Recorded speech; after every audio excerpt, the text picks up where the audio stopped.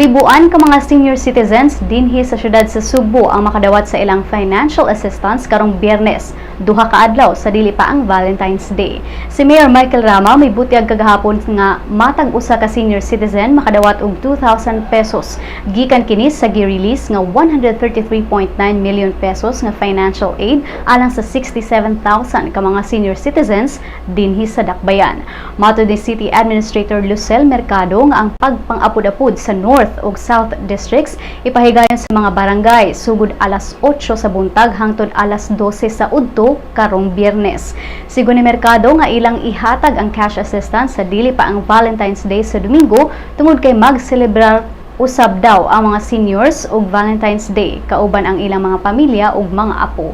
Giawhag ni Mercado ang tanang mga benepisyaryong mga seniors nga i-claim ang ilang mga cash assistance karong Biyernes aron dili na sila kinahanglan pang mobalik sa City Hall sa sunod semana. Kung dili makakuha karong Biyernes, adunay 15 ka adlaw gikan sa Biyernes aron i-claim ang ilang cash assistance.